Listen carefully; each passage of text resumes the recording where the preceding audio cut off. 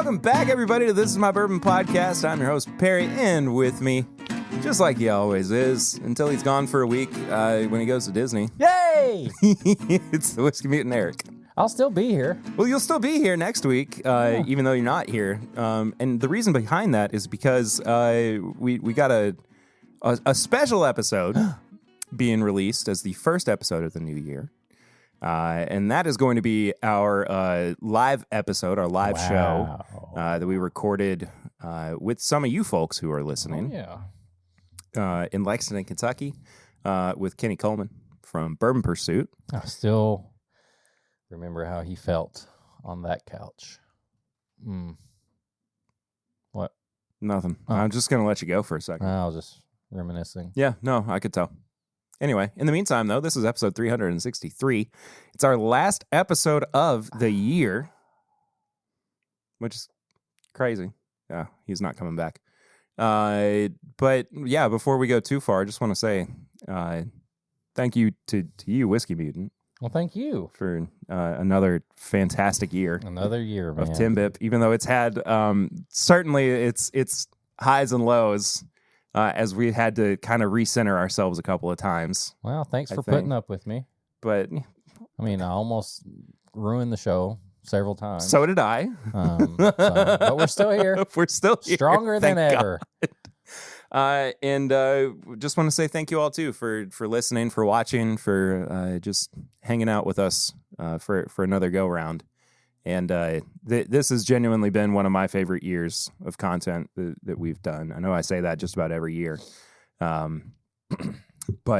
I think this was a growing year, a regrowth period for us. And I think we're going into 25 with a better head on our shoulders than we've had in a long time. We're not trying to figure out what people want. We're not trying to make people happy so much as we are just kind of doing our thing. Yeah. The way that we've always done it. Yeah.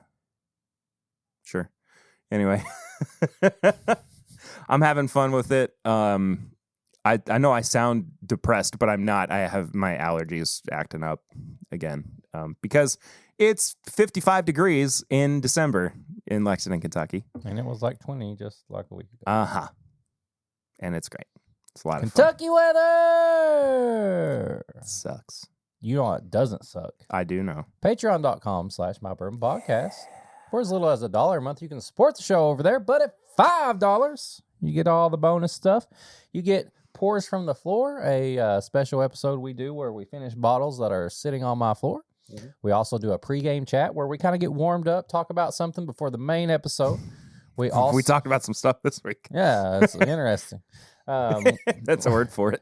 We also do a segment sometimes called Pop Chicka Wawa, where we open a bottle and talk about it and get a little dirty sometimes. And then we do Sample Irresistible, where we open some samples. You get more reviews over there. You get all the bonus stuff, all the goods you could ask for.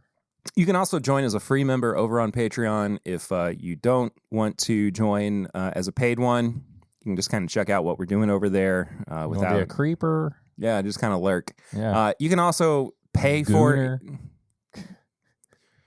No, we don't have that. That's not a thing that we do on our Patreon. Oh, really? Moving on. If you do, that's I mean, hey, good for you, man. Whatever works, I guess. But I can't find any good reason. It was the Chips episode, wasn't it? You liked that, didn't you? Dirty boy. You weirdo. I don't want to shame anybody. Good for you. Anyway. You can also pay for individual posts if you just want to check out what it is that we do over there. They're each $5 a pop. So you can check out the unedited, uncut version of the podcast where we have some bonus stuff for the Patreon community too. Usually there's about 10 to 20 minutes of bonus content that we cut out of the podcast that's just for Patreon. So if you want to go check that out, that's over there too, as well as all the bonus episodes, stuff like that. Patreon also has access to, early barrel picks when we do those, which kind of few and far between these days, but it is what it is. Speaking of barrel picks, we got one that you can go and buy right friggin' now. Don't know what he just threw, but that's fine. It is our Barrel Rye Armagnac finished pick that we did in collaboration with our buddy David Levine from the Whiskey Ring podcast. The link for that is in the description below. It is cheaper than I remembered. Oh, yeah? I thought it was like $100 a bottle. It's 62. And with a little bit of Christmas money, I'm going to buy myself a couple more bottles. So it's a blend of, I believe, 5 or 6 year and 19-year-old rye whiskey, finished in Armagnac. And when we were doing the selection for this pick, it was pretty immediate that we knew that was what we were going to go with. Well, it wasn't immediate because it was a special pick because we picked it in different times. Oh, yeah, that's right. We had to try it. Because I tried it while I was on vacation, and then I brought the samples back for you to try and confirm it. Yeah. And then David tried it, too, separately. Yeah. And then we all kind of came to the same consensus cool that that was what we needed to go with. And it was nicknamed Three Blind Mice? No, it was called Armagnac. Oh. It had mice on it. The stick picker. I don't remember. The pick sticker. It had the 3 blind dudes on it. I don't remember. Remember? I don't remember. Yeah. I don't remember what the actual name of the... Yeah. It's good. It's very good. We normally kick off episodes with Flying Blind, which is a segment of the show where we blind one another on a pour. And I got something that I'm going to pour up for Eric. I like this game. He's covering his eyes, audio listeners. I am. Sometimes he presses his hands. Yeah, if I press my hands really tight against my eyes. He gets the color flashes, and it's very funny. Oh, this is going to be a good one. Sometimes I take a little bit longer, too, so that it will be a little more intense, because,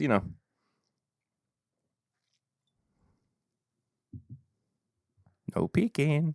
I know. No, I'm not peeking. You may now look.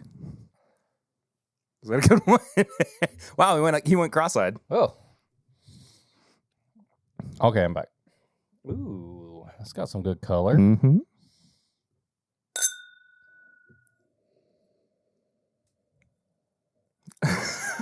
Excuse me. That's dark. Yeah. I'm going to put you through a little bit of the paces on this one. All right, let's go. Age, proof, Okay. origin, All the stuff. all the stuff. All right. Finished or not. Let me get my game palette on here. My nose. palette. Your game palette. Yeah, sure. All right. Hey, All you right. said it. I'm just repeating it. So, this smells very dark. So, I'm assuming it's got some age. A little bit of proof. I can get a little bit of ethanol there, but it's got this. And I like this note. It's going to come off a little weird. It's got kind of this like, it's not a cigar, but it's got a little bit of smoke. Almost like you had some drinks and you got your little ciggy, little cig.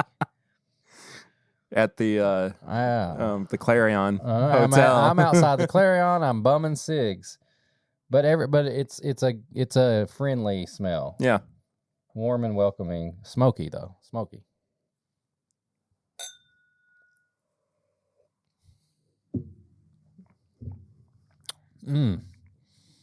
Pancakes.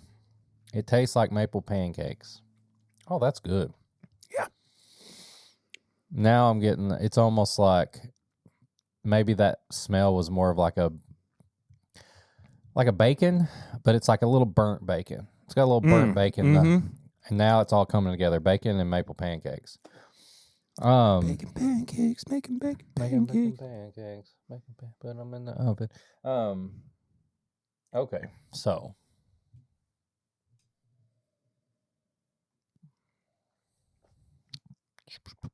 Do you think it's finished? Only if it's finished in maple. I don't know if it is, though. I think this is a 8 to 9 year old bourbon.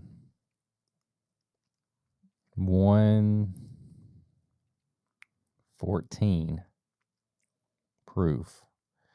It could be finished in maple, but it's just dark and got a maple note. Maybe even close to 10 years. I don't know where it's from. It reminds me of a little beam. It's got a little beam in it. So maybe in the line of like a Jim Beam. I don't know what would be like 114. I mean, that could be like an old granddad or something. Something like, I don't know. I'm going to go bourbon, 8 to 10 years old, around 114, maybe Jim Beam, definitely Kentucky. I don't think it's finished, but it does have a maple note on it that makes me think it's finished. Yeah. It's very good. Yeah. You nailed the age. Okay. It's 8 years old. Okay. Fairly close on the proof. It's 124. Oh. Doesn't taste that. It is a bourbon. Okay. It's from Kentucky. Okay. It is finished. Hmm. It's a toasted finish. Oh. It is a single barrel. Oh. Oh. One of those guys. Yeah. A toasted barrel proof. It is the new Elijah Craig toasted single barrel proof bourbons. Wow. Another little Christmas present. I mean, Liquor Barn. They're doing it, man. Hope you got some points. Yeah. Well, you got a gift card. Yeah. How much were those? I don't know. So it's a straight up like they wrapped it up and you opened it. You didn't know anything about it. No, I didn't know anything about it. Nice. Yeah. That's good. It's very, very good. Part of me wanted to say Heaven Hill too. I would have But not. isn't it funny? Isn't it funny though that like on Pours from the Floor we were drinking that C921 Elijah Craig, Remind us of Knob Creek. and here we are drinking this, saying it. This Heaven Hill reminds us a little bit of Beam product. Interesting. Isn't it just? Wow. Yeah, I'm very happy that these are good, or at least this one is good. I mean, Because I was concerned that these Elijah Craig toasted barrel proof single barrels were going to come out, and they were not going to be very good. And, I would love to see that. It tastes a little older than 8. I think it does too. Yeah, I think it not quite like a 12-year-old, but I do think that it has more of a like 10-year-old bourbon quality to it. Well, that's good. But been waiting a long time for these to come out. You know, when the regular toasted barrel Elijah Craig originally came out, of course, we were saying, I wonder what this is like at barrel proof. It's a blended version of it, but at the very least, we kind of know what it's like, and it's a pretty daggone good bourbon. They did get a little sideways on the label. Yeah, well, maybe they were drinking some of it while they were doing the labeling. Yeah. Either way, though. That's great. Yeah, what have you been drinking recently? What have I been drinking? Well, it was just Christmas. We had some pours together, but I will say I had one of my favorite Russell's picks, and it was from Ernie's, and I've had it for a while. It's called Eddie's Pick, and it's got Cousin Eddie on it. Oh, yeah, you posted it on your story. That was good. And then I had some eggnog, my homemade eggnog. And guess who also had some eggnog? You had some eggnog, because I got you a little bottle of it. But this year I switched it up a little bit. I kept it wheated. I usually use Maker's 46, and I do like a gingerbread spice in it. And this year I went Wilderness Trail. Now, what prompted you to change it up? Just felt. I felt different? I was just in a wilderness trail spirit. Actually, I wanted to do. I wanted it to be a little higher proof. So instead of the 46, which is 94 proof, I think. I just went up a little bit to 100, and I just had been enjoying some weeded wilderness trail lately, and I just thought, why not put that in there? And so I did. 94 proof. Yeah, there you go. I don't know. I just wanted to use a different weeded bourbon, one I really liked, and so there you go. Well, I thought it turned out fantastic. You were the first person that you had it before I did. Oh, really? Yeah, I had not. Poured You didn't have it that night? No, I had it that morning. You sorry. confirmed that it was good, and I was like, all right, I'm good to go. I had some while we were opening stockings and doing our Christmas Eve tradition at home with the girls. The girls. And yeah, man, it was incredible. And I'm not a huge eggnog person, but I will absolutely drink the heck out of your eggnog. I love making it every year. It's just a good tradition, and it's just fun. And I just sip on it all morning at Christmas. I brought some to Mom and Dad's the next day too. Papa Ritter texted me and said, "Appreciate the eggnog." So yeah, so either way. Anything else? Yeah. Got quite a bit. Yeah. Well, I mean, considering the fact that I had, 33 Christmases I had to go to, I was bound to have. You're still going to them. I'm still not, as of recording, I have at least 2 more that I have to go to. When I was here last Friday recording, anybody who listened to that episode, if you haven't listened to it yet, please go do so. Numbers are a little bit down because we put it out on Christmas Day. But we, Eric, April, Lucy, and I had our just annual friends, and Eden, and Ella, and Dash, and Eli, and Addison, and Reese, and Gran. Everybody, they were all here. We had our annual friends and family, Christmas. I made a new best friend, or a new best friend was made out of me. I was interrogated. Yeah. To say the least. It was intense, man. Where was I going with this? I don't know. Oh, I know where I was going with this.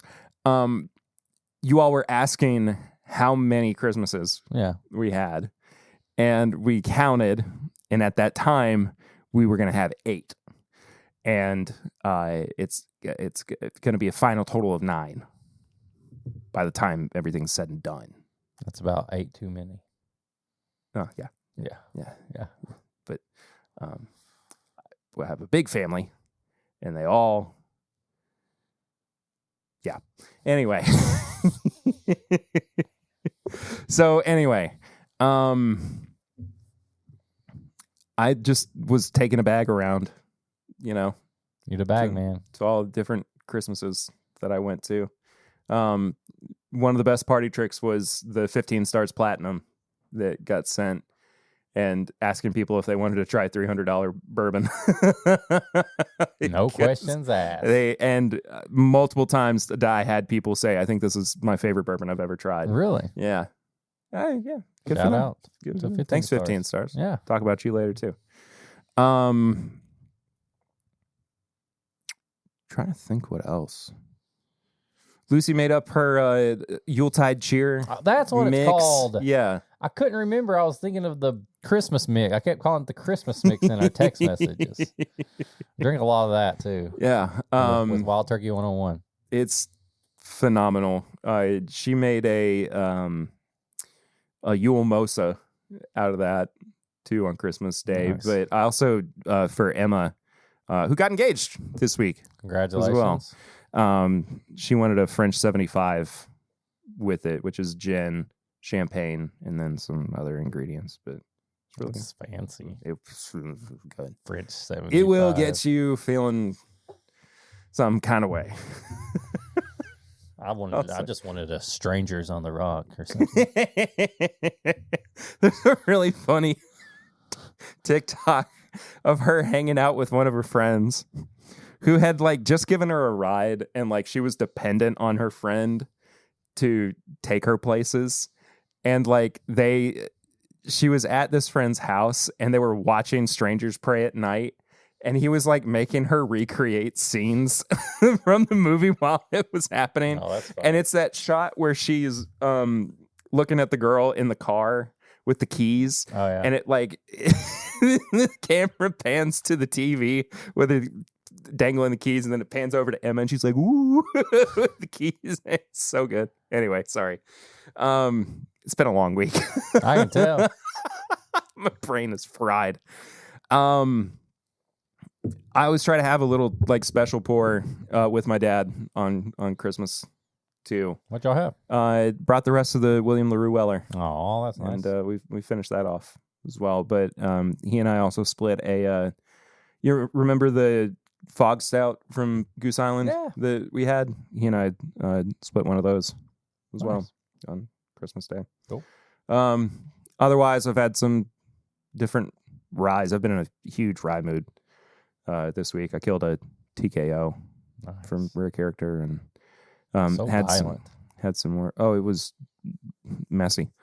Had some more of the Jack Daniel's single barrel ryes too. Been enjoying 15 that you have now. Yeah, right. That just kind of happened all in 1 week. Otherwise, though, it's been a good time. Oh, and we went to Hibachi last night too. Had a little bit of sake. Sake. Yeah. Good. Anyway, you know what I'm going to have when I go to Disney. Japan. Yes. Violet sake. I'm jealous. I'm just jealous that you're going to Disney. I'll be sending you pictures. I know you will. I'm going to be there crying. You'll be in my heart. Yeah, you'll be in my heart. Stay on forever.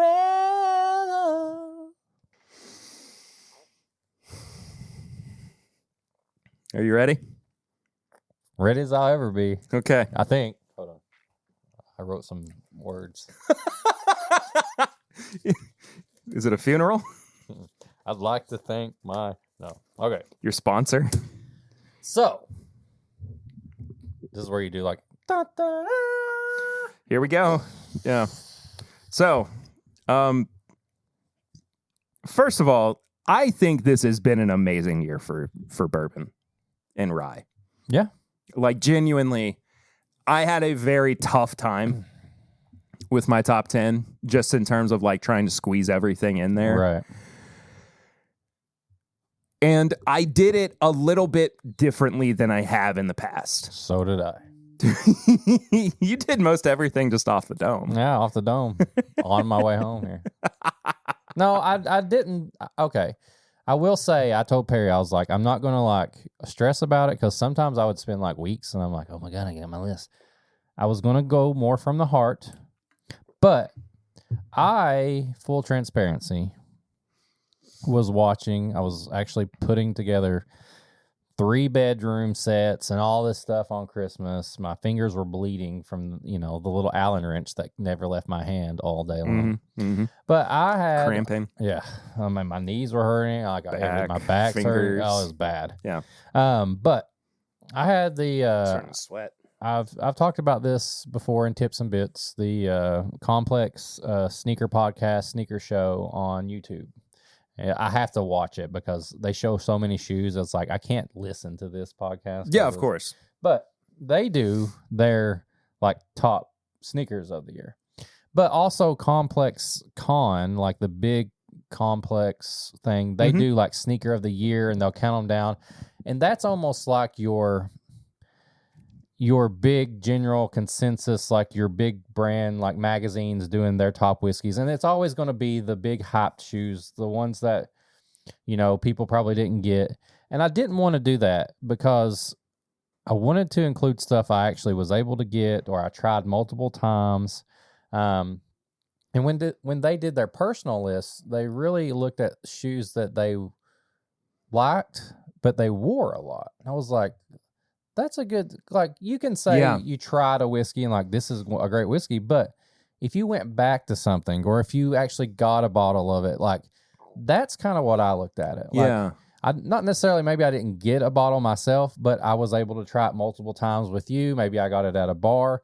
Maybe I did have it. Maybe I kept going back to it. Maybe it had an impression on me. Yeah. So when I'm going through my list, I don't want any freaking trolls out there being like, well, you gave this one a 19 out of 23 months ago. I'm not going by, I didn't go back and listen to what I ranked I rated these when we did reviews.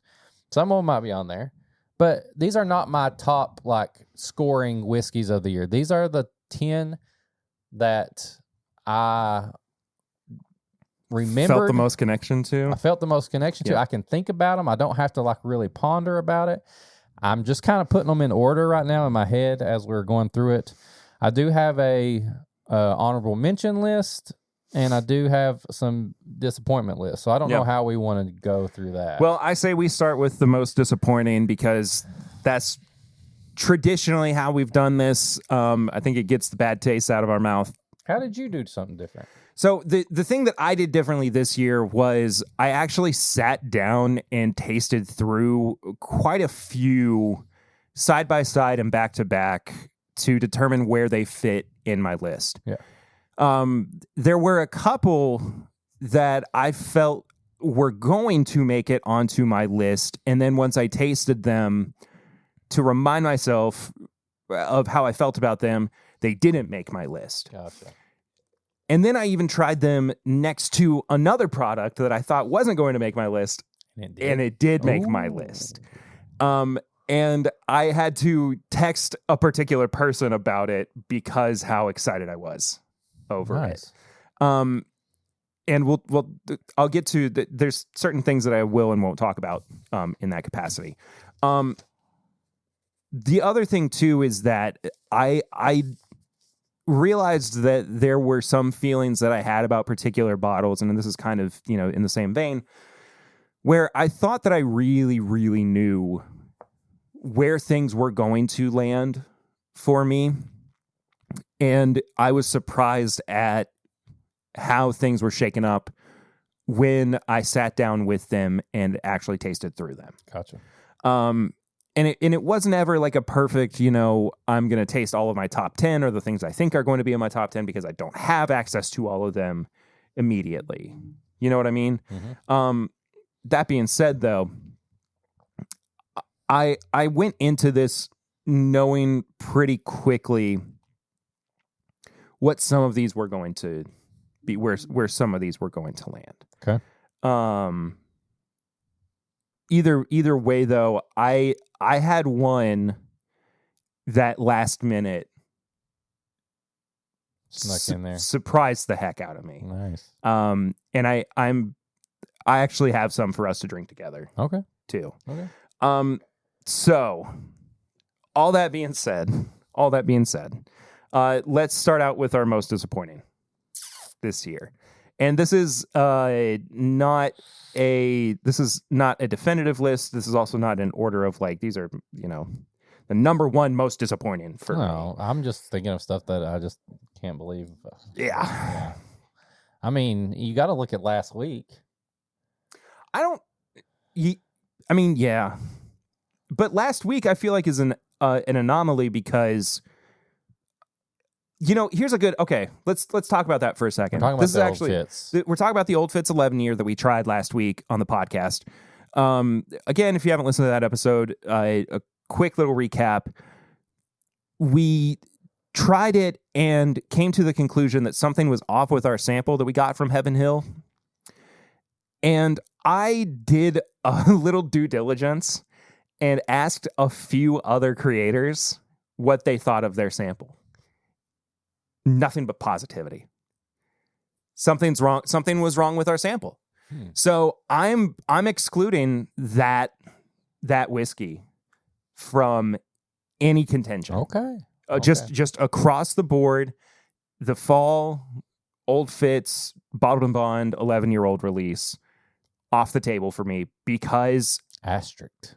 Because it doesn't seem like our experience with it is actually representative of what that whiskey is. Okay. All right. So, and here's the other thing too. This is something that we always try to make clear.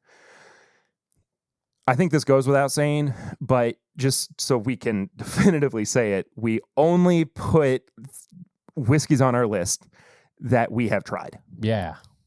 It might not be something that we have reviewed because we can only review so many things over the course of... But we've probably drank it or drank it together. Exactly. Yes. In one capacity or another. I could never bring myself to put something on there that I'm just like, I heard this was good. Like Eagle Rare 17. Yeah. Eagle double, very rare. Yeah, exactly. That's what I should do my gift. Weller Millennium. Yeah. Another couple grand. Yeah. You're gonna, anyway.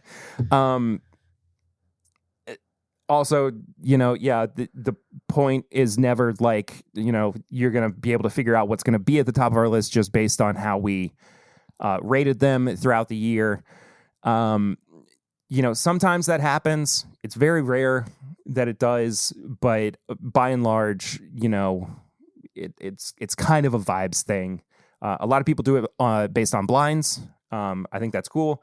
We don't really have the organization power to do that the way that things stand. We don't have any left to do it. Exactly. One So, of my most disappointing ones. Okay. Knob Creek Rye 10-year. Yep, that's on mine too. So bummed about that. I didn't even go into it thinking I want to love this. It was just like, this could be great. It should be great. And it was just nothing. It was just nothing. We did that episode with Chad from It's Bourbon Night. Yeah. And we all kind of came to the consensus of why does this exist? Who is this for? Yeah. And it was just nothing. I'll stay in the Beam family for a couple more. The Overholt Monongahela Rye was one of my least favorite pours this year. I didn't like that one either. No, even upon revisits, still terrible. Just real bad. We only had one Booker's release this year of their standard 4 offerings. It was a Springfield batch. The reserves? Yeah. The reserves was average. It was still under my disappointing because of how excited I was about it. Yeah. I wanted to love it so badly, and it did not live up to expectations. So, yeah. But the Springfield batch was batch 1 from 2024. It didn't do anything for me. It opened up after a few weeks and it got better, but it still was not classic Booker's to me. What else you got? That Elijah Craig, the golf bottles, the Valhalla PGA Tour ones or whatever. Oh my gosh, awful, just awful. Gosh. I gave that to my dad for him to just drink in his standard on the rocks with a splash of water, and he didn't really drink it as a whiskey drinker's pour. I did not care that bottle disappeared after a while. Elijah Craig Barrel Proof A124 was a flat disappointment for me. Larceny C924 also did nothing. Agreed. Old Fitz 10, the spring release, was fine. I know I said before that Old Fitz releases have kind of just been somewhat consistent, but it didn't wow us. I think maybe the sheen has kind of worn off of those bottles in general. I don't know. But it is what it is. The standard Heaven Hill grain to glass bourbon, the blue label, the lower proof one, I think it was in the 90s. Yeah. It was just weird. Well, I thought that that was a nice trio and stuff, and that one didn't live up to the other two. No, it did not. I did not. I was not that I didn't enjoy it, but I was very disappointed in this year's Four Roses LE. You say you were disappointed in it? Yeah. I was. That was actually on my honorable mentions. Yeah, I think I was a little bit more harsh on it than you were. Anyway, it just didn't live up to what a normal Four Roses LE is, and I've got several of them, and that was one of the first times I was like, I'm not mad that I didn't get this. Yeah. So, Bullet single malt. Oh yeah. Real bad. Yeah. not a great pour. I still have basically a full bottle of that, and I think it's going to stay that way for ever. I've got a group. Russell's Reserve single barrels in general this year, like the ones I got. Like I know I don't put single barrels on the list, but I do mention them in honorable mentions and stuff. And I felt like this was not a good year for Russell's Reserve single barrels. Yeah. I didn't seem to find a lot of or Knob Creek single barrels. Knob Creek. I felt like a lot of what I was seeing was holdovers from 2023 for whatever reason. And those were still okay. The ones from 24 were fine. It wasn't anything that blew me away. Yeah. So hopefully, we start to have a little bit of a comeback in the coming year. Bullet barrel strength batch 8 as well. I thought was just a mess of a release. I did a whole episode by myself while you were gone on it. If you want to go check that out. And then last but not least, Maker's the Heart release. Oh yeah. I just did not. That's one that wasn't bad, but it had so much potential. Could have been so good. Could have been. Yep. And it was just nothing.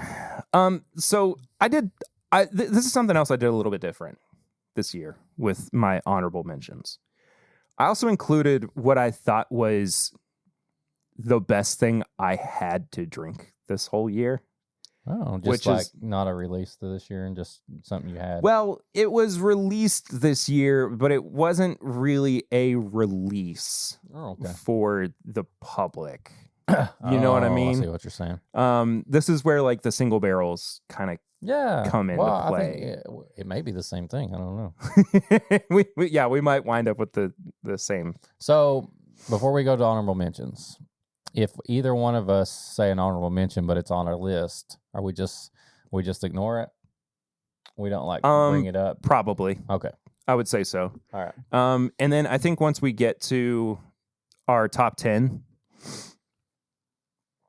unless it's in like our top 3, we just say where it was. Okay. So like if my number 10 is your number 5. Yeah. Say. Yeah. I get that. So anyway.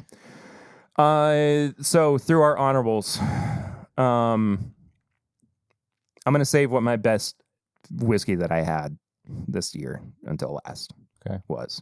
But I had to mention the 15-year Buffalo Trace turkey barrels that came out. I had quite a few of them.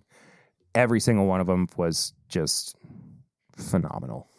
A single barrel that I had, or we both have had, was the 17-year Buckners.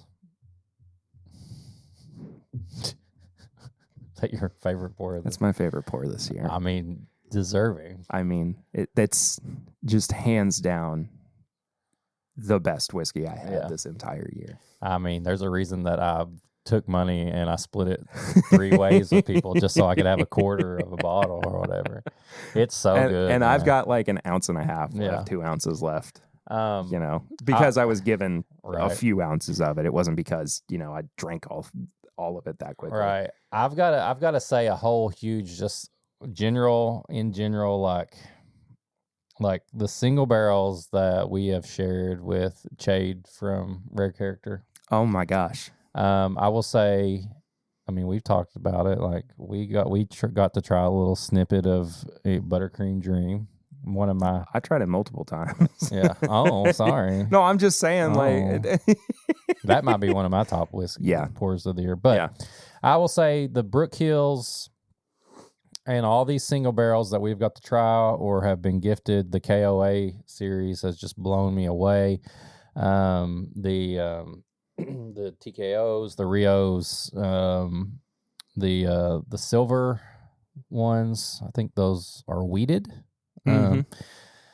Just all that stuff that I can't really put on the top 10 list, but I've enjoyed drinking through those and everything that Chade is doing there.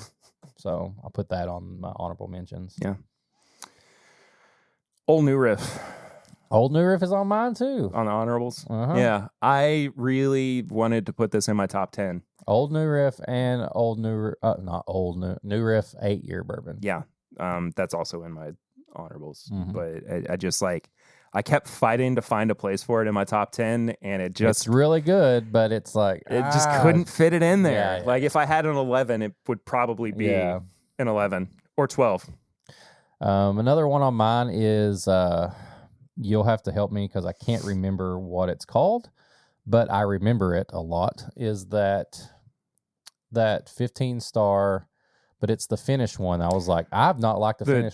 The triple cask? Yes. Yeah. I feel like that's kind of what got you out of the finishing and funk. it's true. And it didn't, I didn't like keep, I didn't tell you to like, give me that bottle or I'm going to keep it. But it left an impression. Yeah. So I had to mention it.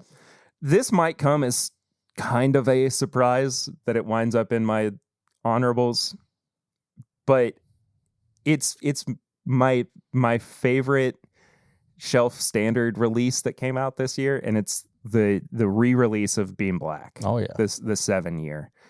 Again, something I really wanted to have in my top 10, but I just couldn't quite squeeze it in there. Yeah. One way or another. I had 2 more rare character releases that were people could get, like we could actually say you could put them on the list, but they were. I just got to mention them. The limited number 1, the bourbon, and the rye, and the 8 Summers Fortuna. Yes, 8 Summers was my favorite. They teetered. They're like Fortunas on those like probably like 14, 15. If I did like a top 15, they would be on there. Yeah. What else? I've got 2 that I'm going to say right before we start the top 10 because they were basically 11. They're like 11, and you'll understand when I say that. So I'll say those for my last honorables. I think you probably would have guessed this, even though there's no place for it in my top 10. Nulu Wagyu. I mean, that's a good one. I have that one on my honorables too. It's just an impossible bottle to put in a top 10, but for a bottle that just like kept me fed basically on the front half of this year. I wish that I had just been able to buy stock in that practically. It was phenomenal, and to know that there are still bottles of it out there that I can go and pick up. I would say this year's Penelope Light Whiskeys. I think the 15-year, and also the Gem of Kentucky release from 2XO. Yes. Those are tons of single barrels. I would just say the release as a whole is a good honorable mention. Yeah. Green River Rye was a phenomenal shelf standard rye whiskey that came out this year. I thought our Jack Daniel's Coy Hill was an incredible single barrel. It was something that I really, really wanted to find a place for in my top 10. It just kind of kept getting squeezed out one way or another. That was in my top 10, but then, like you said, like there's so many different proofs and different things. It wasn't like a big, like a B24, like a C921. That was the other reason why that I couldn't. I felt like on a technicality, I kind of had to squeeze it out too. Like not everybody was going to have our single barrel sample that we tried. It absolutely was phenomenal. Like I would put that sample we got up against tons of stuff. Yeah, I did bring it. I mean, it's so good. Yeah. I am going to put, say what you want, and I told you my rules before. I am putting WLW and GTS on my honorable mentions. I just am. I don't. They are good. They are amazing. They live up to what they're supposed to. I can't see myself ever being able to get it. And even if I was at a bar, knowing how good they are, they're still going to be overpriced.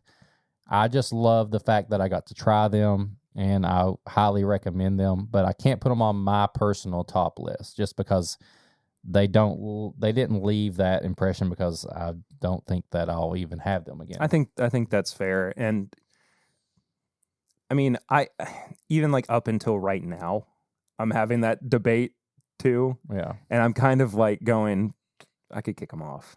See, that's kind of the list you would You know go what to. I mean? That would the list you would go to the big magazine list. Like that's, that it's going to be up there. Like somebody big's going to put it on there. This is personal stuff. I'm getting more personal with it. So highly recommend if you could get them, but I didn't win any raffles. I guarantee I'm not going to find one at retail now. So I probably won't have them, and they're very overpriced at bars too. You make an excellent point. Don't let me persuade. Now, they're damn good. No, whiskeys. I know, but some of the best stuff we had all year. But just that's kind of where I was. You can't not, if you like them that Well, much. I mean, by that standard, it kind of throws a lot of what I have on here. So, that's why I said That's fair. Personal rules Yeah. I followed. So, either way, anything else? I feel like I've talked about everything. Yeah. So I guess it's time to roll. I will say there was almost a straight up tie for my number 10. Because I know this one is probably going to be on your list. My 10.5 was Larceny B524. B524. The one we had, which one was the one? A124 is the one that A124. we loved. Okay. Yeah. The 20, I can't remember which one. That Larceny deserves to be on the list somewhere. It just didn't make mine just because I don't think I went back to it enough, but it left such an impression that I honestly struggled so much. So I just wanted to point that out because that one's on your list. I know it is on my list. It's my number 6. Okay. And it's funny how, okay, let me back up a little bit. C923 was my number 1 last year. Right. It was the bourbon that I kept going back to the most. I bought multiple bottles of it. Even in the last quarter of 2023, I kept buying bottles of it. I loved it that much. Yeah. That was also because I was drinking more in 2023 than I have in 2024. All that being said, though, I think that A124 Larceny is a better bourbon than C923. I think it's the best Larceny barrel proof that they've ever put out. Absolutely, without question. I think it is too. There are just 5 better whiskeys. Oh, yeah. That's what I'm saying. Well, that's why it barely, it didn't make mine, but it was 10.5. I will say, you've already mentioned my number 10, so I'll get that out of the way. Jim Beam Black 7-year re-release, or however you want to put it. That thing is so good, and the fact that it is affordable and just damn good whiskey that I bought backups of. I use it, a couple, whatever. That thing, if you really looked at a bottle that probably left a huge impression, it's probably my MVP, just because most affordable value bourbon, whatever you want to say. Yeah. But I had to put it top 10. It's number 10, the Jim Beam Black 7-year. Again, if I had a number 11, it would basically be that. I figured that's why I was kind of like where we were going. Yeah. So yeah. My number 10, and I'm not. This still is one of my favorite things. I mean, of course, it's in my top 10. This lived up to every expectation for me. And I still have yet to get a second bottle of it. So I need it. He needs it. But the Wild Turkey 101 70th anniversary. Oh, that's Jimmy Russell. That was that was like 12 for me. Yeah. I love that bottle. It just did everything right. I think the only thing that kept it out of my top 10, not because, well, once again, it's a great bottle. Jimmy doing that, you got a age statement.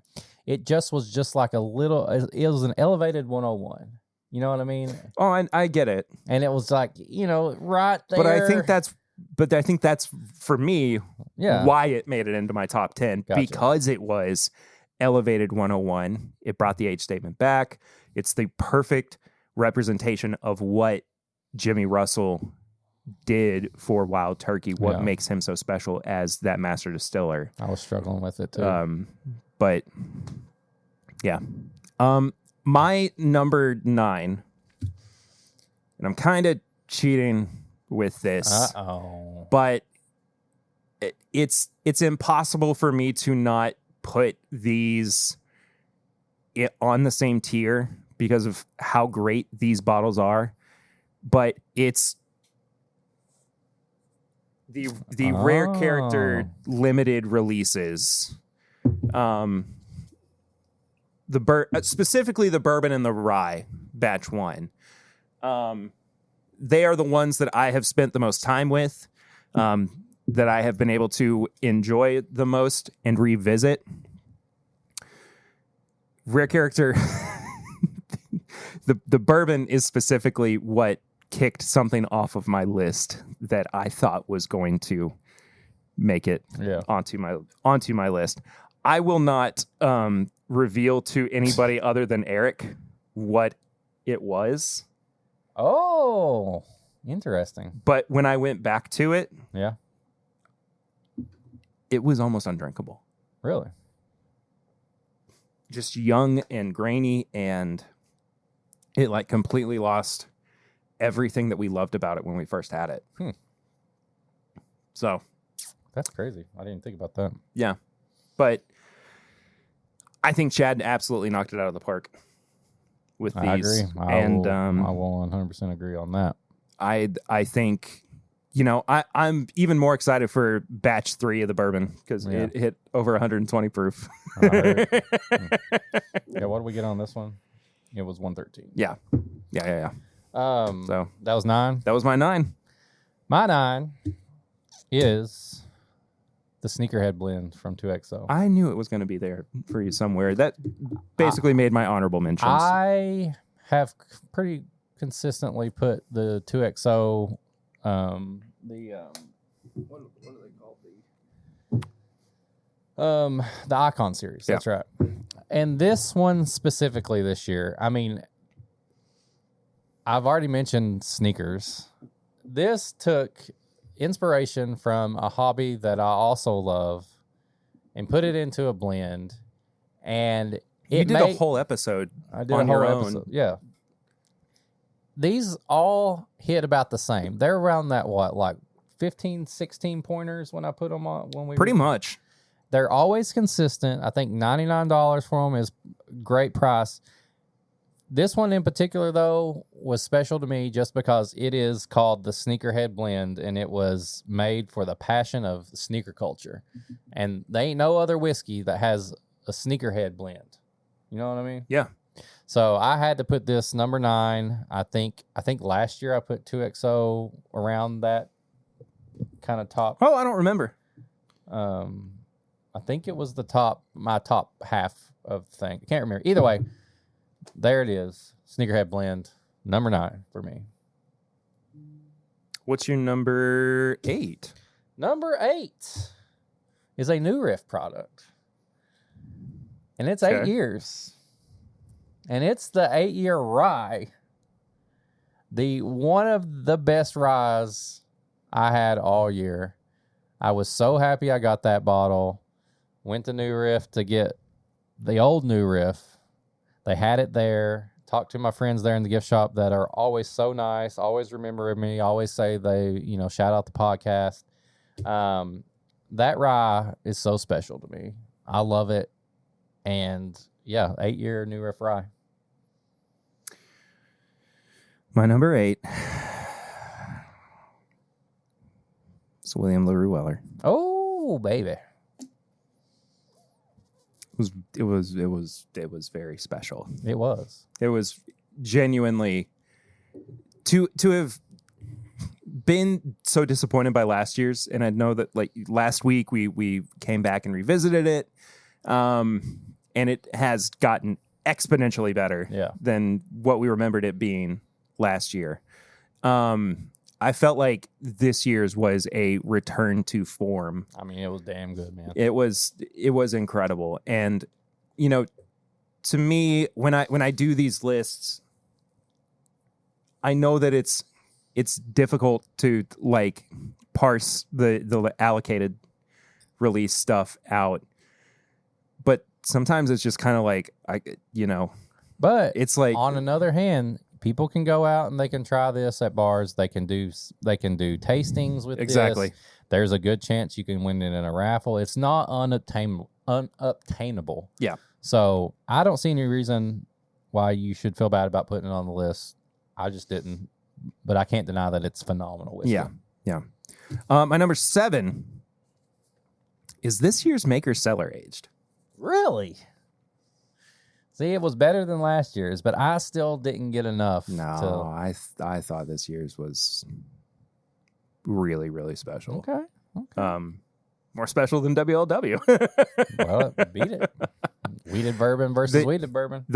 And this was one of those pours that we didn't have another sample of, so I wasn't able to go back and try it again. But at least in the back of my brain, I did remember the experience of it being so much more electric than trying the WLW, and just feeling like this is everything that we were missing with the 23 release, for one, and two, just the insane, big, bold, complex flavors that you want Maker's Mark to be as this legacy brand. Just all present. I thought that they completely knocked it out of the park, and not just knocked it out of the park. I mean, they set the standard for what I think cellar age should be moving forward. So anyway, what's your number 7? My number 7 is from our friends over at Pursuit United. The double oaked bourbon, the white label. My bottle is the one I have left is one that was gifted to me by Mr. Kenneth Coleman himself. I got one gifted from them as well. You did. I had 2. I had one of my own and then that one. I don't know. I've went back to it several times. I've loved it even more. I liked the story behind it when we got to share it with them on the podcast on one of my favorite events we've ever put together or took part of. So yes, that bottle just blows me away every time, and it's got a big story behind it personally and for the podcast, and so I put it on there. And number 7. I guess you go to number 6. Yeah, you would go to number 6 now because we're doing Snake. Oh, number 6. Well, I almost put this one higher, but there was a few things that beat it. But it was Bardstown Bourbon Company, the Origin, the wheated, the high wheat, the light colored label one. Yeah, the high wheat. I have had 2 bottles of that, and God, such a great bottle. I thought that it was $49.99, mm-hmm.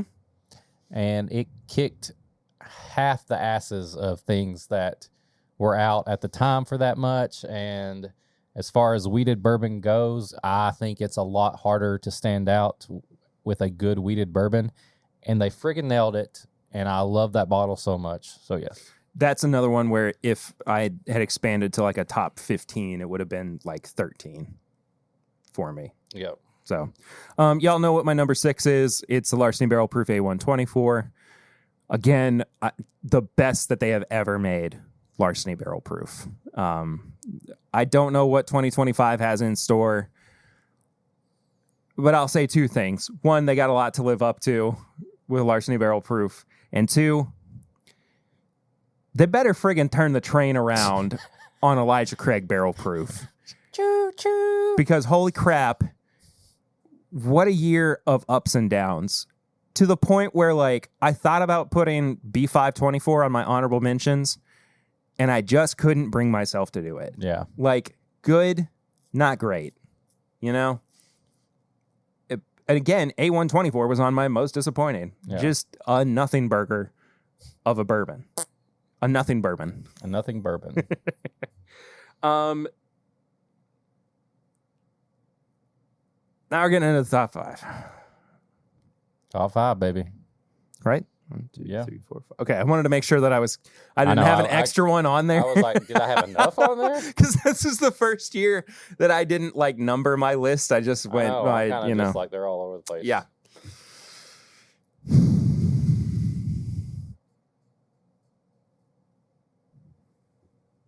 What you got? Oh, Raconteur Rye, batch 2. That guy. This whiskey, first of all, immediately blew me away. I thought that batch 1 was like top shelf, top of the pops, hot dog, Hot diggity dog. slap your mama. They did everything that they did with batch 1 and topped it, I felt like. This was another one where I was sitting down trying stuff back to back, and it just quickly blew Yeah. batch 1 out. Give me a glass. I don't know when the last time you had this It's was, been a while. but it is a very special rye whiskey. Mm. Oh. Oh. That is good. And now that the cat's out of the bag, we've known for a long time that batch 3 is going to be Kentucky only. That TTB label got approved, and we'll have our review before too long. Nice. I hope. But either way, that's my number 5. What is your number 5? My number 5. Almost let it out of the bag earlier, but I didn't. Because technically it's not the same thing you have up here. Because my number 5 is this, but batch 2. Batch 2? Like I said, this bottle right here, and if you're listening, I'm talking about the Rare Character limited release. Perry has batch 1 sitting here. I enjoyed this bottle so much. I thought Chad did a great job. But I felt this was like what it's supposed to. I think this was supposed to be really good for a lot of people. And I don't know for sure if that's what he was thinking for batch 2 or what. He kind of talked to me a little bit about it, but batch 2 just got a little bit more it got a little bit more like raw and like different, and like I was like, damn, dude, this is where it's at. And right it's not that I don't agree with you. It's just that I haven't spent as much time with batch 2 as I have with batch 1. Yeah. So I can't speak to it right. in the way that I do batch 1. See, I got to enjoy batch 2 after the Under Oath show when my buddies were there, and Chad was there, and he stopped by. And it's one of the few times I've had FOMO when you're all hanging out. I was with guys who do not drink whiskey. Yeah. And they're like, we're like Chad's like talking to them, and I'm like, my childhood friends are here talking to one of my new friends, and like we're sharing whiskey, and they're like, you made this? And they're like, I don't know if they're tasting anything. I'm like, this is awesome. And I'm just over there by myself, just drinking batch 2, just going, this is amazing. Can I also say, I mean, this is not the first time, but the longer that we have done this, the longer that I have done this, the more. I mean, look at the 4 bottles that are sitting on the table right now. We can text all 3 of the people that made these whiskeys, Yeah. like right now. That's amazing, and they all made it into our top 10. Yeah, for this year. is the year of the people who just said, I'm going to do things my way. Exactly. Not saying they're the little guys, but saying they're like, hey, big dudes, you got competition. But and I'm super proud to call them friends. I'm super proud just to know them. Yeah. In general, Even though that stupid Instagram page is still up that Chad never took down of me. Oh, okay. I didn't know what you were about to say. He knows what I'm talking about. I know what you're talking about. Yeah. So anyway. So that's your number 5. Number 5. What's your number 4? Now, this is one of the few things that I didn't get a lot of time to go back to, but it left a lasting impression on me. Jack Daniels, the 10-year. And you remember how I was like... I do. Yeah, I think you gave me the last of it. I mean, I don't remember, but number 10, you love 12. I was like 10, 10, 10, This 10, happens 10. every year, that you love the 10-year more than a 12-year, and I'm the opposite. And I wanted one of those bottles so bad, and I've yet to get one, but I know it's obtainable. But probably like I said, the Coy Hill could have made a top 10, but it's single barrel, different proofs, all that stuff. That 10-year, man, I long for it. Yeah, so good, so good. Just my favorite Jack Daniel's product of the entire year. My number 4. This is the point where it starts to get contentious, and we're like, I'm nervous. Stag 24B. Oh! I mean, I don't know what more I want from a Stag Junior. Yeah.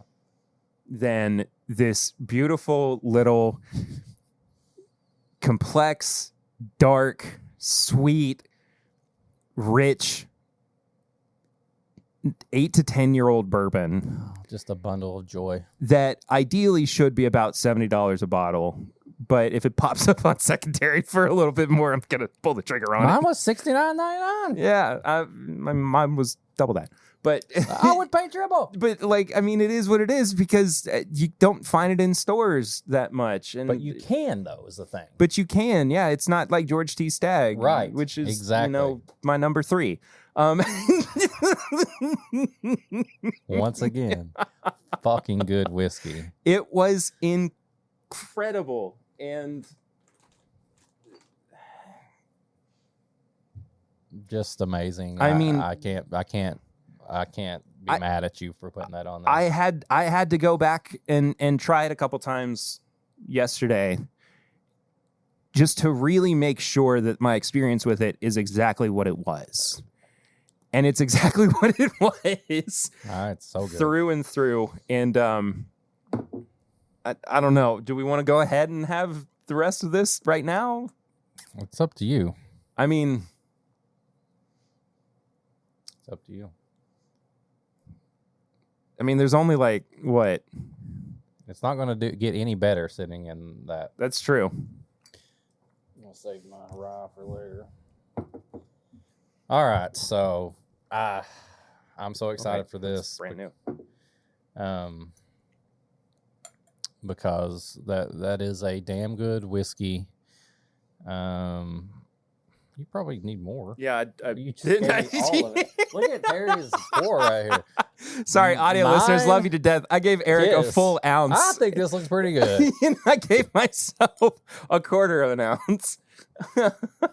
And you wonder why the Perry pour became a thing. But it's all about who gets the pour first. Because if you're the first person to get the Perry pour, then you're good. Yeah. Hold on. Let's take a break for a second. Oh my God, dude. I mean, if I didn't have the BTAC rules in effect on my list, this would be top 3. It's just whiskey, man. I mean, come it's on, just bourbon. dude. It's Kentucky bourbon. It just... Ooh, somebody fell. Oh, boy, and Greg, right? Cherry cola. The most pure form of what bourbon should be, I feel like, from Buffalo Trace, at least. Yep. You know?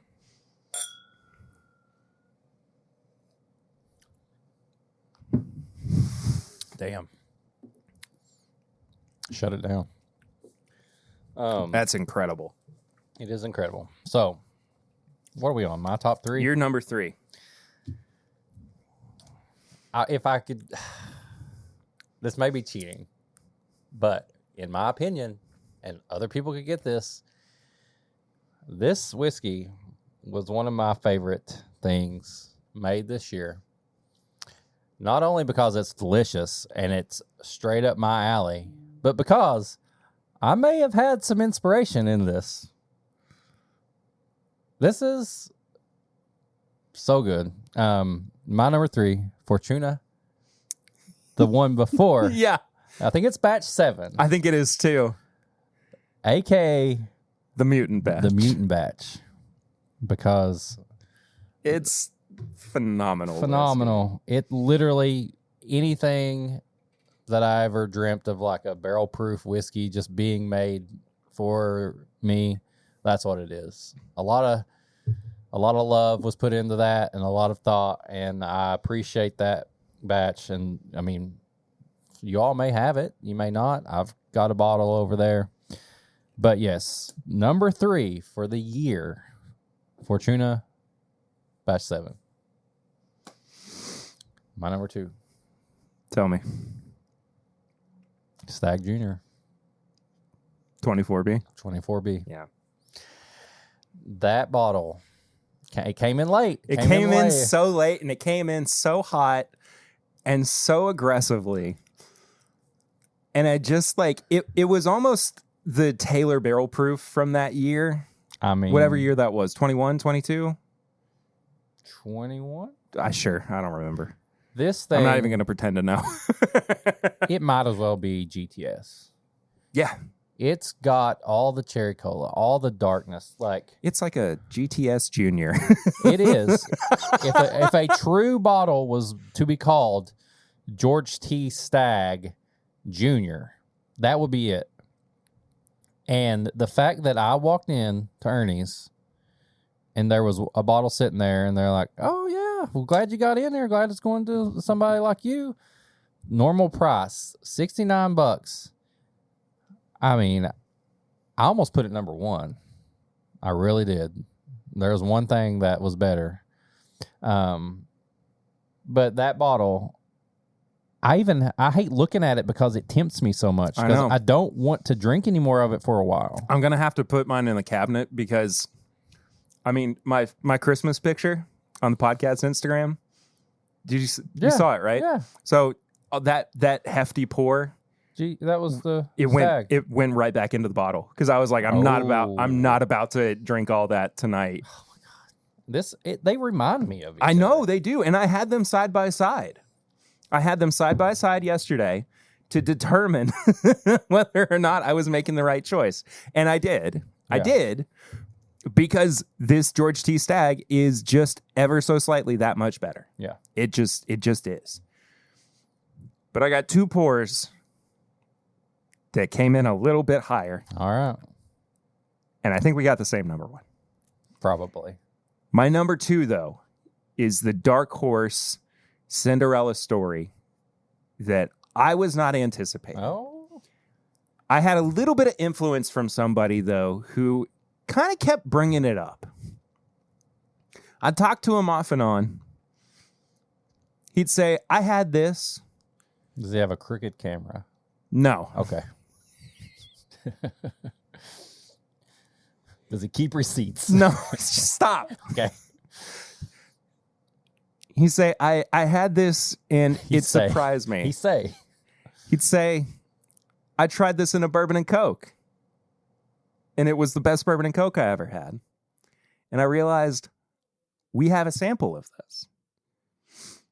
And I may as well revisit it. Okay. And so in my tasting yesterday, I went back and I tried it up against these bourbons that I knew to be amazing. Yeah. And I thought, what the heck? I may as well give it a shot. And it skyrocketed to my number 2. And that is the Heaven Hill Heritage Collection 2024 release, 18 years old and 120 proof. See, I don't even remember it. I know. That's the thing. This is pure form, hyper-aged Heaven Hill. This is through and through. It's a blue box bottle, right? Yes. Yeah. And thank you to Jason, another bourbon guy, for bringing this back up into my purview and making me realize that this needed a revisit. Because I think when we first had it, we thought this is good, not great. And, you know, it probably still doesn't deserve to be as high of a price as it is. Whatever. You know, I've made my thoughts known as it stands. I need you to try this. Give me that glass. I'm not wasting this. I'm not shooting the rest of that GTS. Ooh. I don't remember it being like that. I don't either. I ain't mad at that. That is Heaven Hill in a glass right there. Yeah. If that Stag / DTS was Buffalo Trace in a pour, that's Heaven Hill in a pour. And I'm a Heaven Hill. And you are a Heaven Hill boy. Boy. A little Heaven Hill boy. However, there was one pour that reigned supreme. It has to be the same one. It has to be the same We've one. not said anything about it and on anything else. We only ever, tried it together once. I tried it on my own a separate time to compare it to products that came out that were supposed to, be for this distillery, but got rejected and were then dispersed to other NDPs. But this bourbon could not have lived up to expectations in any other way than it did. Could have been cheaper, but yeah, that's,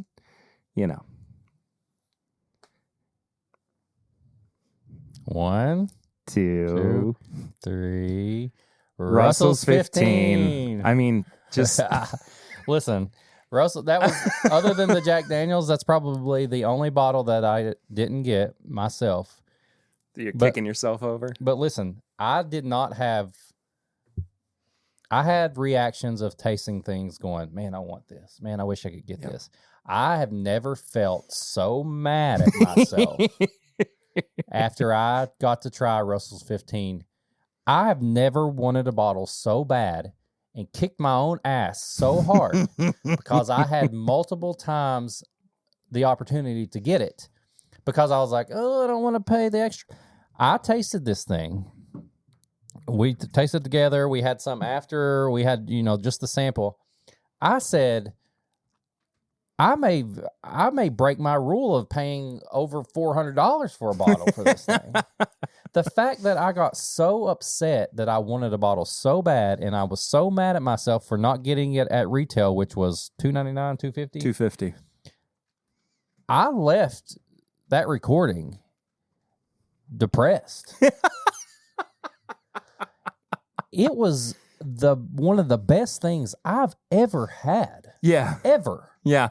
If somebody put one in front of me right now and said $300, I would Venmo them. Yeah. $300 right now. Yeah. And I would call one of the bills I have and say, I'll give me 2 weeks. Yeah. That's why this is number one. It not only is it delicious, phenomenal whiskey, like just absolutely phenomenal. It made me feel like a dog running around. It just made being let me out of its feel cage. like a teenager who just got rejected by his crush. Yeah. When I knew that I could have had it, and I didn't. And that's why it's number one. It left a hole in my heart, and it still does. But I had it at a where did I have it at? I don't remember if it was Goodfellas or OBC or something. I had it at a pour, and I fell in love. Sweaty. with it again. I fell in love with it again, and I had the same feeling. I walked out of there thinking, why didn't I get this? Why didn't I just do it? Why was I being so stubborn? It's number one. It's number one. I mean, you can say what you give your spiel. I mean, now. To me, it's just because of the quality of it, you know? And if you notice too, my list was bookended by turkeys. My number 10 and my number 1 top and the bottom were both wild turkey products, but I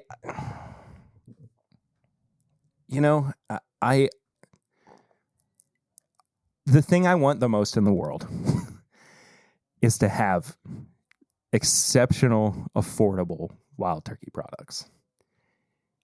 Does it hurt my soul that this is a $250 15-year-old wild turkey? Of course it does. Especially when you can get 12-year-old, 13-year-old turkey for a very reasonable price shipped from overseas. And it's still, pretty much not exactly the same quality, but I mean, it's still exceptional. Yeah. This did everything that I wanted it to do and more. I couldn't have asked for anything else out of it. I mean, just when we review bourbons, nose, palate, finish, and price, that to me is the full summation of, I mean, aside from mouthfeel or whatever, which, I mean, it does have an exceptional mouthfeel. Don't get me wrong. But that doesn't really contribute to whether or not the value is there, I guess. Yeah. It could be thin, but still taste great, I think. It was the total package. And it was the total package, man. I think it just rules. And, in a year, this is aside from the point, this has no bearing on what made my number one, but in a year where we're celebrating the longest tenure of a master distiller, to have arguably one of the best products they have ever put out come to market, what a fitting tribute for them. I mean, truly, just phenomenal. And I think that it was almost like no contest. Oh, that was when the we first, tried I knew when I was making my list, I was like, well, what am I going to put and do all this? It was the first one I knew. Yeah. It was the first one I knew. I didn't have to think about it at all. Yeah. Oh no, same here. Like I always go through in the notes app on my phone and I just have a big list of basically everything I've tried this year. And I break it into 3 sections. It's, top, honorable, most disappointing. Oh, you know what else was disappointing? What? That hidden bar and sample that we got. You liked it better than you thought. You gave it. Okay, come on. This is revisionist history. That was bad still. Whatever. Anyway, it was the first thing that I cut and pasted under top. Like, it was just kind of figuring out where everything else fit after that. God, I was just so sure of it. And I was sure of it back when we reviewed it in October or September or whenever it was, Yeah.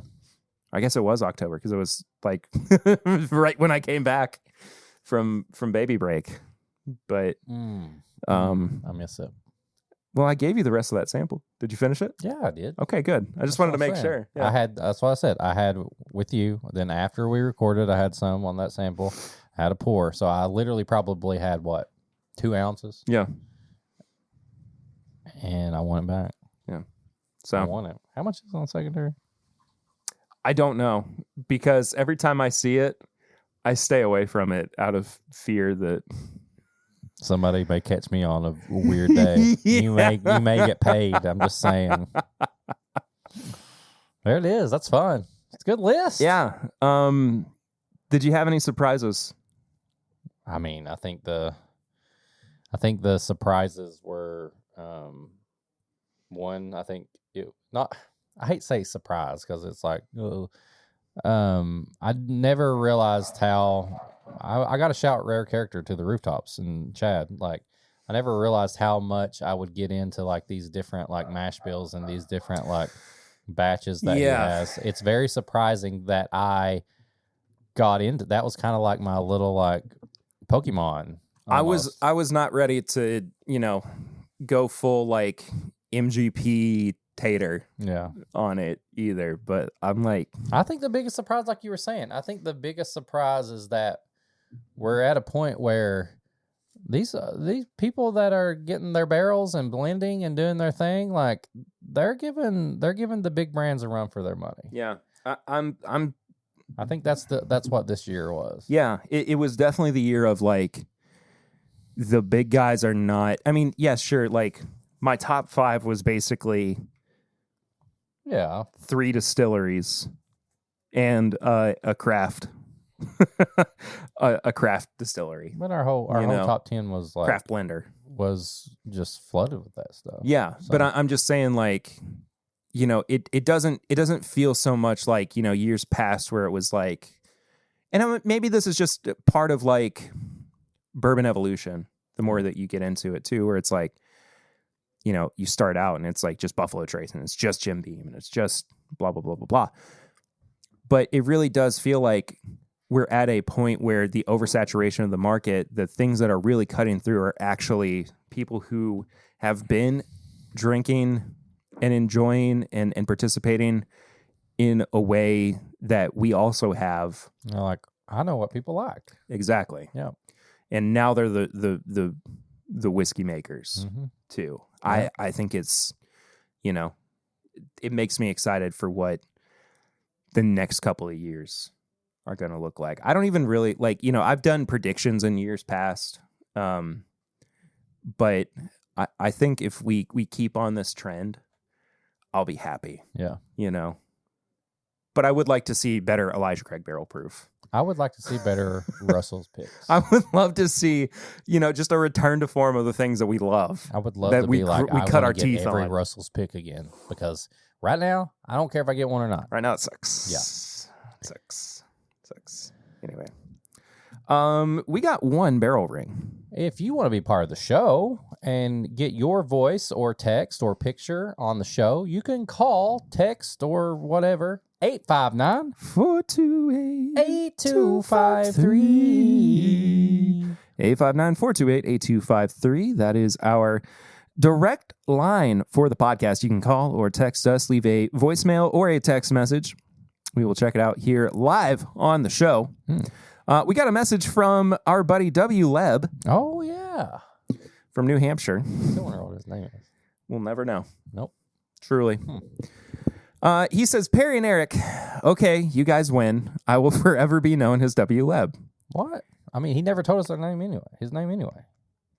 Sending a picture from my humble collection to ask if you guys have ever reviewed this. It is a Vermont product. This is Whistle Pig small batch rye, 10 years old. 100 proof.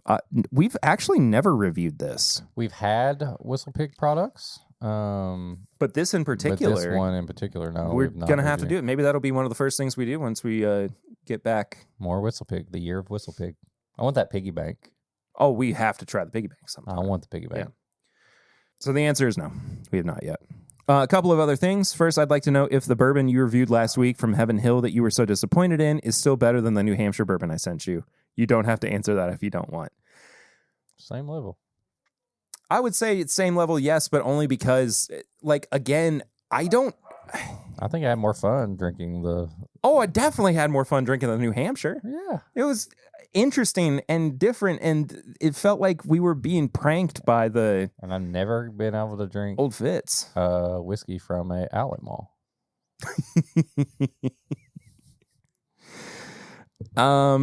Second, you mean I don't have to throw the printer away when it runs out of ink? I just don't use one often enough. Ironically, you can buy a printer with a starter packet of ink cheaper than you can buy the next replacement cartridge for the same machine. Anyway, have a great rest of your holiday and hang in there with the kid, Perry. I have 2 children and thought the second was going to be easier. It all works out in the end. Your best is all you can do, man. Yeah, things are getting better as a follow-up to last week. I don't know. Your youngest cries with a smile. I've never seen anything like it, and I love it so much. She's the happiest crier I've ever seen in my life. It's amazing. Yeah. And I love that I could just be like, oh, I love you. And then it's like being a grandpa, and I like give it back to you, and you have to deal with it. I mean, she's sweet. She's smiling more than she was this time last week when we recorded. You know, I don't know what it is. We'll get through it. I'm not worried by any means, but it's you know, it's a very different experience than it was raising Eden. So, you know, either way. That was Barrel Rings. That was Barrel Rings. 859-428-8253. High proof hot takes, though. High proof hot takes. I am tired. I don't really have anything high proof hot take. Maybe if you post on Facebook, it's okay just to say like, hey, this is our family, Merry Christmas. You don't have to write a story on there about everything that you bought your children. You know, nobody cares. That's fair. Nobody cares. Nobody cares that you go through the whole story of, you know, post some pictures. Hey, this is us. This is us playing. This is I had to go to Walmart, and then I didn't have it there. And then I go to Target, and then I didn't have it there. And then there's no Toys R Us anymore, so I have to buy it on Amazon. My husband went out of his way, and he found it, and it's like all this stuff. Like, nobody cares. Nobody cares. Nobody cares. No, they don't. No. Tips and bits, though. Tips and bits. Portion of the show where we recommend something. Could be whiskey related. Most time it's not. It's something maybe we watch, listen to, play, read, all that stuff. Perry, what do you have this week?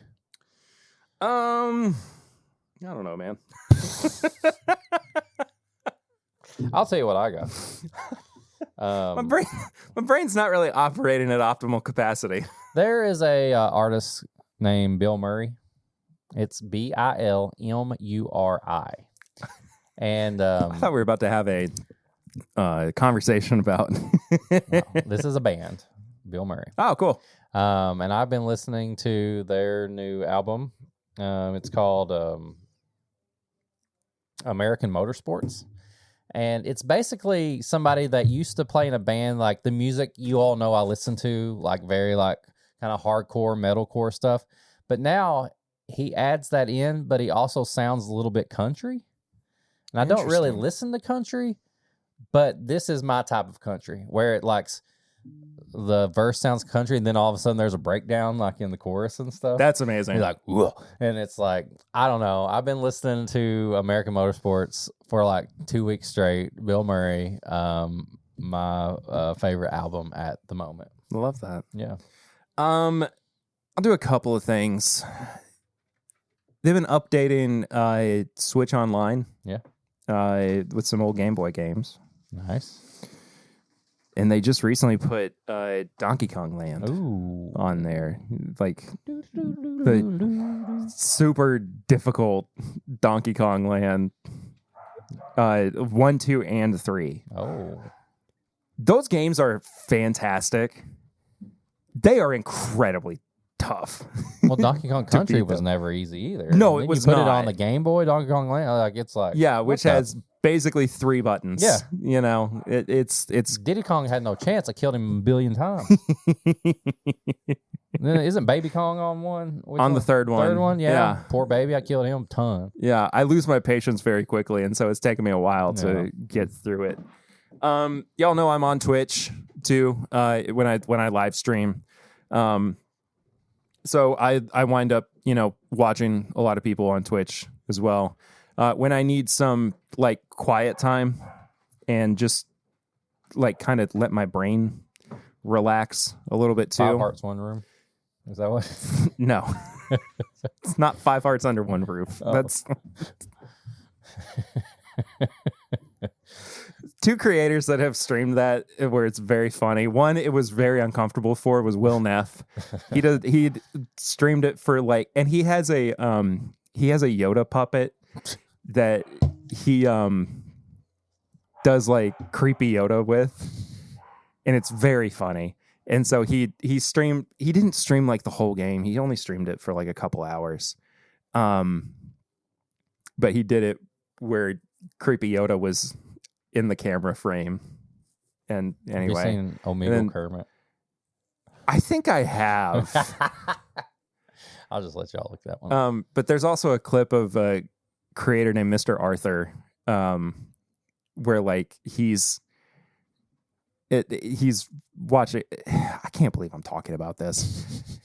Now you're gonna have to go look up what Five Hearts Under One Roof is too, and just don't worry about it. Anyway, when I need like just kind of like calm downtime, there are two different channels on Twitch that I'll watch. One is called Chicken Life, and it's literally just streaming chickens that wander around. Nice.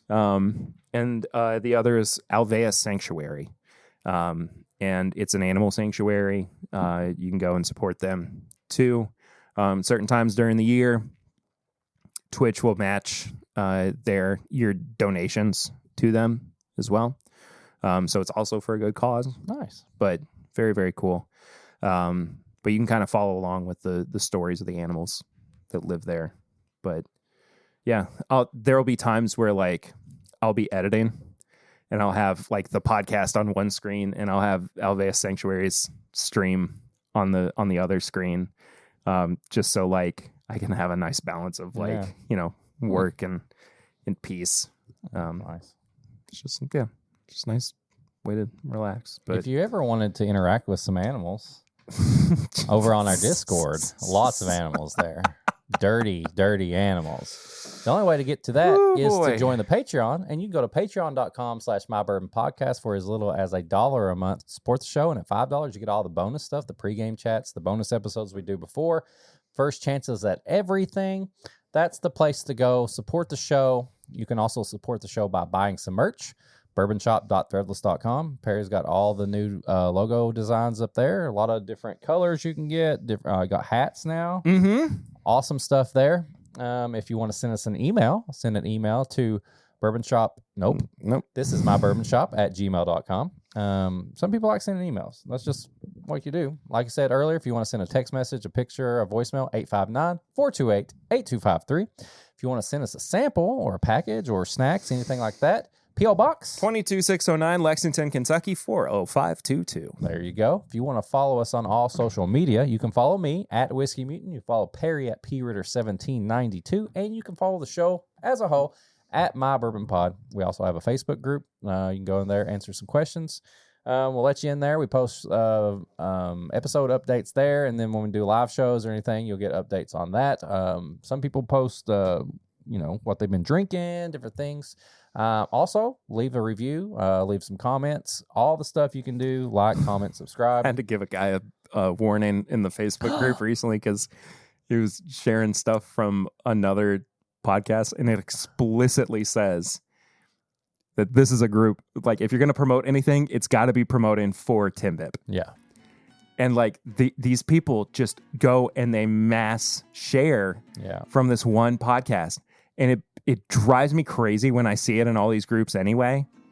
And I just was like, I'm not having it in the TIMBP group. Like, no, sir. Scary Perry. That's what you get. And that's it. That's a year of TIMBP. Man, this is the last episode of the year. We didn't even say Happy New Year. Happy New Year, everybody. May your 2025 be as good glorious, or better than 2024 was. I don't know. Want to miss you, Weekend at Bernie's. We'll Eric's off this coming week. He'll still be on the Patreon. He's going to be at Disney when he gets back. We'll be recording again. We haven't figured out that schedule yet. Just normal. I'll be back. Oh, okay. Well, never mind. But otherwise, though, the live show from last year will finally be out. You're not going to want to miss that. I promise you, it is incredible. It's one of the best episodes you'll get from TIMBP, period. Thank you all so much for all the support you've given us this year. I love you so Love much. you. I love you. I love you. Thank you for everything. Go have fun at Disney. Oh, I will. I know you I will will. text you. I will show you things. And I will be sad. I'm not but trying to happy make for you. sad. I will be happy for you. That's what matters. You want my bills to flash? See y'all next week. Until then, I'm Perry. I'm Eric. And this is my Bourbon Podcast.